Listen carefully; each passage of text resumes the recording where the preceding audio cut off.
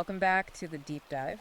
Before we even, open the dossier today, I actually have a direct request for you. Right off the bat. Right off the bat, if you value the kind of deep, no-holds-barred analysis we do here, the kind of stuff that usually gets buried by the algorithm, frankly, you need to hit that like and subscribe button right now. Yeah, it really is the only way to support the show. Exactly. It supports the show, and it lets us keep bringing you the material that, well, a lot of people probably don't want you to see. And today's material is definitely on the do not discuss list for polite society. Oh, absolutely. It's highly controversial. We are looking at a stack of sources today that center around a new ebook. It's titled Manipulation, Deceit, and Menses, Passing on the Woke Mind Virus from Matriarch to Mother and Maiden, and it's by Sophie Marie Eve Riker. Yeah, and looking at the copyright, this is fresh. It's 2025. Brand new. And it is incisive, it's aggressive, and it's framed essentially as the manifesto for the modern man who looks around and feels like the game is completely rigged against him. That is exactly the vibe I got. If you are listening to this right now and you've ever felt like the deck is stacked, or if you're ready to understand the history of our institutions before they were, in the author's words, captured by feminists and Marxists, this is the deep dive for you. It's heavily targeted at that specific audience. It is. Now, quick caveat before we really get into the weeds here. Our job today is to strictly map out the arguments made in this text. We are impartial here. We are not endorsing these viewpoints or taking sides. Right, we're just unpacking the ideas contained in the source material. Exactly. We're conveying the author's claims. And frankly, if you want the full red-pilled truth that we can only really summarize in this short time, you should probably just head over to Amazon Kindle or Google Play Books and buy the book immediately. Because it is a dense text. Very dense. And Riker doesn't pull any punches at all. We are going to cover the highlights, but the full argument is it's worth reading firsthand if you want the complete picture. So let's unpack this central premise first. We hear the word woke thrown around constantly in the media. But Riker isn't just using it as a political slur here, is she? No, she's positing something much more specific. She calls it the woke mind virus. Right, the woke mind virus. She is using a very deliberate biological metaphor. She posits that modern feminism isn't a movement for equal rights anymore. She argues it functions literally like a pathogen or a parasite. That's a really heavy metaphor. How does she justify calling a political ideology a virus? Well, think about what a virus does in nature. It takes over the cell. Exactly. It hijacks the host's cells. It rewrites the code to prioritize the virus's replication. And it does that even if it kills the host. So she's saying the ideology does this to people. Yes. Riker argues that this ideology hijacks the host, which in this case she identifies as women, and by extension society, and it forces them to prioritize grievance over biological survival. Wow. Okay, so the viral veneer, as she calls it, masks the actual damage being done. That's the claim. The mission of this virus, according to the book, is to pass on the ideology, even if it means the genetic line physically dies out. Like it attacks the brain's control center. The hypothalamus, specifically. She claims it reframes motherhood as oppression and corporate servitude as empowerment. Which leads to what she calls a demographic winter. Precisely. A society that just stops reproducing because the cultural software has been corrupted. That is a terrifying thought to consider. But to understand how we got to this point, Riker argues we have to go back in history. Way back. Yeah. She does a lot of historical revisionism in this book, particularly regarding the suffragettes. Now, in school, I was definitely taught the Mary Poppins version. Peaceful ladies with sashes and placards marching for the vote. That is the Disney version, yes. But if you look at Chapter 2, it's titled The Terrorist Tactics of the Suffragettes, and it paints a completely different picture. She explicitly categorizes them as a terrorist insurgency. She does. Terrorist is a loaded word. Does she actually have historical receipts to back that up? According to the text, yes. She cites specific campaigns of arson and bombings.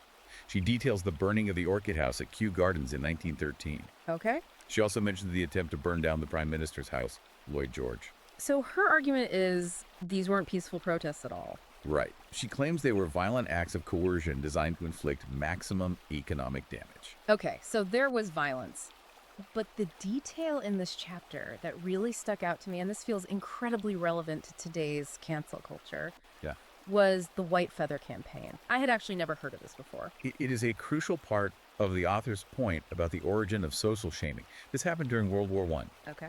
The suffragettes, specifically the Women's Social and Political Union, the WSPU, They pivoted from fighting the government to actively shaming men. How did they do that? They would go up to men in civilian clothesmen who were not in military uniform and physically hand them a white feather. Which was a universal symbol of cowardice at the time, right?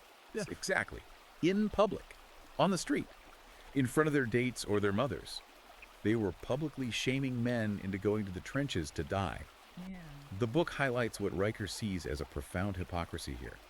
Women, who were safe at home and completely protected from the draft, were using social shame to send men into the meat grinder of the Western Front. It's essentially the weaponization of chivalry against the man himself. Riker frames this as the prototype for modern cancellation. You shame the protector for not dying fast enough for you. That is a wild perspective, and the book connects this gender war directly to political ideology. Right. Which brings us to the Marxist connection. Now, I know cultural Marxism is a term that gets thrown around a lot on the internet, often without any real definition. Very true. How does Riker connect those dots in Chapter 3? She calls it the great bait and switch. She actually traces the lineage back to the Frankfurt School and thinkers like Herbert Marcuse. For the listener who maybe isn't totally caught up on 20th century political theory, what exactly was the switch? Well, the basic formula of classical Marxism is bourgeoisie versus proletariat. The rich owners versus the working class. Exactly. And the goal is a revolution. But the cultural Marxists realized that in the West, the working class was actually pretty happy. They had cars. They had cars, they had fridges, they had homes. Yeah. They weren't going to revolt. So the class war just failed. Right. So, according to Riker, they swapped the variables. Instead of rich versus poor, they made it men versus women. They just took the exact same framework. They took the oppressor versus oppressed framework and applied it to gender. And what does the book say is the ultimate goal of that swap? The destruction of the nuclear family. Citing Friedrich Engels, Riker argues that the family is the primary unit of capitalism. If you destroy the family, you remove the father as the provider. And who steps in to fill that void? The state. It is a power transfer. Yeah. You break the loyalty to the patriarch, so the loyalty automatically shifts to the bureaucrat. Which, from her perspective, explains why the government seems to be the third parent in every household now. That's the argument, yes. Okay, so that is the history and the politics. But the part of this book that really felt personal, the part that I think will heavily resonate with a lot of guys listening to this, is the psychological warfare aspect. We have to talk about damseling. Chapter 6, Weaponized Tears. Now, Riker actually brings some hard science to the table here. She cites a study from the Weizmann Institute. What exactly did they find? It is fascinating and a little disturbing. The study claims that female emotional tears contain specific chemosignals. Wait, actual airborne chemical signal? Actual chemical signals. And when men smell these tears, their testosterone levels drop by about 11%. So it's literal chemical warfare. Biologically speaking, yes.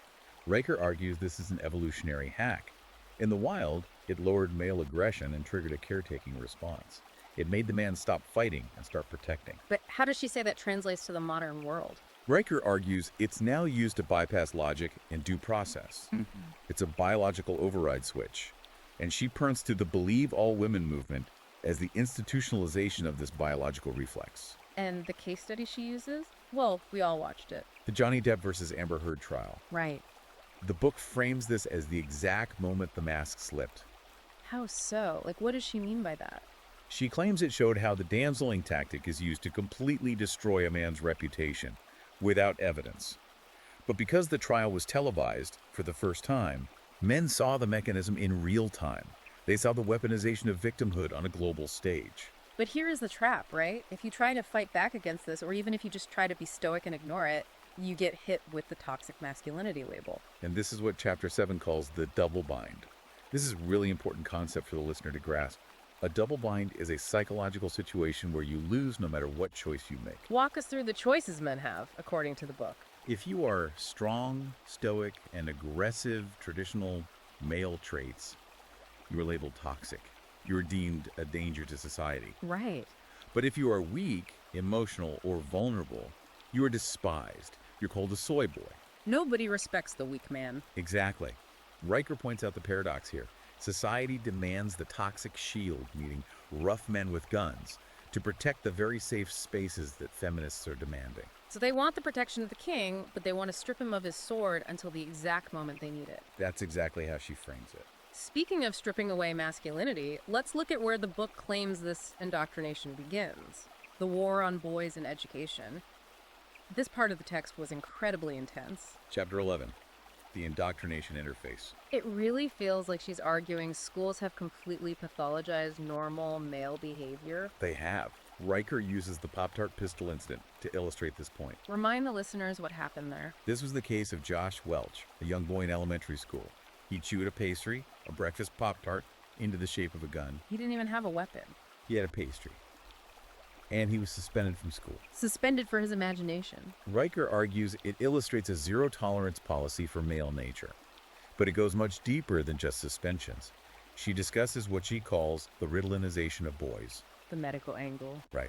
The book argues that high energy, competitiveness, and drive, which are standard biological settings for young males, are systematically being diagnosed as ADHD. And the goal of that? The goal, according to Riker, is to medicate boys until they behave exactly like girls in a classroom setting. Sitting still, facing forward, quiet, and compliant. She basically frames it as chemical castration of the male spirit before puberty even hits. And then those boys grow up and enter the workforce, only to walk into what the book calls the corporate cock trap. Chapter 10. And this is where she brings up the HR departments. She describes HR as the Stasi of the workplace. The secret police. Exactly. She claims they aren't there to help you. They are there strictly to enforce ideological compliance. If you deviate from the narrative, you are purged. But here's the twist that Riker points out, which I found fascinating. This system isn't even making women happy. No, that is the paradox of declining female happiness. Riker pulls data showing that despite having all the degrees, the corporate jobs, the liberation women are statistically more miserable today than they were 40 years ago. So the virus destroys the host's happiness too. Everyone loses. That's the core argument. It feels like she's painting a picture where there is no escape. You go from the classroom indoctrination straight to the HR surveillance state. But the place where the book says men really get crushed, where the rubber meets the road, is the legal system, specifically the family courts. The family court fiefdom. That's chapter 12. The stats she pulls on this are wild. They are. First, she looks at the initiation rate. Women initiate 70 to 80% of divorces. 70 to 80%. And Riker argues this is because the system financially incentivizes them to leave. It acts as a cash-out mechanism. And the system is rigged against the man from the start. She talks about the Duluth model. What is that exactly? The Duluth model is a protocol used by law enforcement in domestic disputes. It operates on the ideological premise that domestic violence is a patriarchal tool used by men to control women. So it's ideological from the ground up. Yes. Yeah. Therefore, in almost any domestic dispute, the man is presumed to be the aggressor by default. So you are guilty until proven innocent. Essentially. And financially, the book describes men in this system as tax livestock. You become nothing more than a wallet for the state and the ex-wife. And she ties this injustice directly to what's fueling the marriage strike and movements like Men Going Their Own Way or MGTOW. Right. Men are looking at the legal contract of marriage and realizing it is a fundamentally bad deal. And it gets even darker when you look at the biological reality of paternity. This was the absolute red pill moment for me reading this book, the cuckoldry cataclysm. Chapter 8. This is where the biological imperative clashes violently with the legal system. Riker cites paternity fraud rates. Generally, people think this is rare, right? Like 1 to 3%. That's the common perception. But she points to data from specific urban clusters where that number hits 30%. 30%. That is almost 1 in 3 men raising a kid that isn't biologically theirs. And the law often forces them to keep paying anyway. How is that legally possible? Riker cites California Family Code, Section 7611. Essentially, if you have been acting as the father, if you signed the birth certificate and lived in the house, you are the father in the eyes of the court, regardless of what the DNA says. That is insane. Riker frames this as the literal theft of a man's genetic legacy. You are working your entire life to raise another man's DNA. Which is why the author demands mandatory paternity testing at birth. She argues it is the only way to ensure the contract is valid. Then you have the other side of the biological coin, what she calls the abortion of this. Chapter 9. She cites 63 million abortions since 1973. That number is staggering. And the book connects this directly to demographic collapse. Fertility rates are crashing below replacement levels. It's at 1.6 right now. Riker argues this is the woke mind virus actively causing the host to sterilize itself. And we see the cultural result of that misplaced maternal instinct, right? The pet mom phenomenon. Exactly. The maternal instinct doesn't disappear, it just gets displaced. It's poured into fur babies instead of a human lineage. So we have painted a pretty bleak picture here based on Riker's analysis.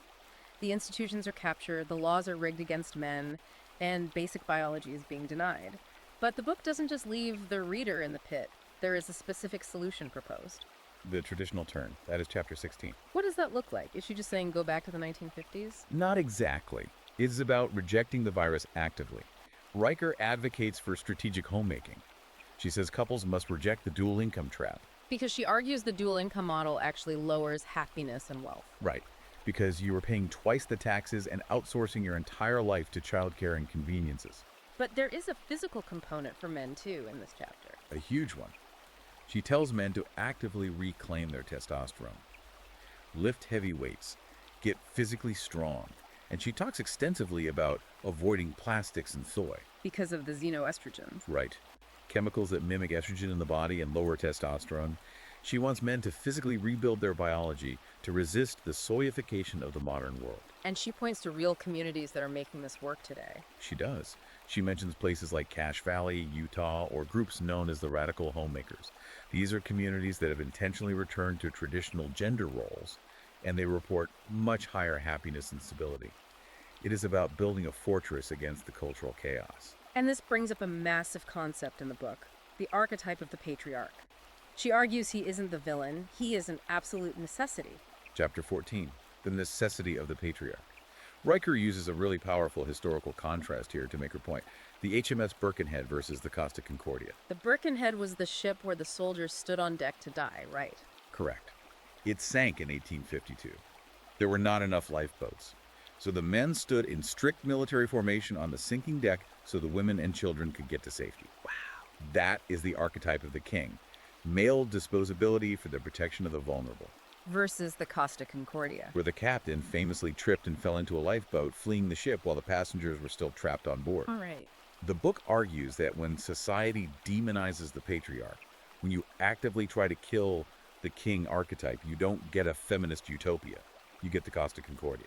You get absolute chaos. That is a powerful image, the idea that civilization fundamentally relies on that order. It relies on men who are willing to be the shield. So, bringing this all together, what does this mean for you listening right now? The book's final analysis is that the current system is essentially a death cult. It is eating its own young and actively destroying the family unit. And her perspective is that the only way out is a hard return to biological reality. The author puts it very starkly. You can either continue to apologize for your existence, or you can reclaim your role as the architect of reality. That is the provocative thought we really want to leave you with today to mull over on your own. Are you an apologist, or are you ready to be an architect? If you are ready to stop apologizing, you really need the full manual. Absolutely. We have only barely scratched the surface of the data, the legal codes, and the history in this thing. You need to go to Amazon Kindle or Google Playbooks right now and buy Manipulation, Deceit, and Menses by Sophie Marie Eve Riker. It is vital to support this kind of deep analysis. And for the ongoing breakdown of how this mind virus mutates, you need to follow the author directly. Go to @ConradRiker on Substack. Do it right now. Reclaim your reality. And please don't forget to like and subscribe to the show so we can keep diving deep into the sources they want hidden. We will see you on the next one.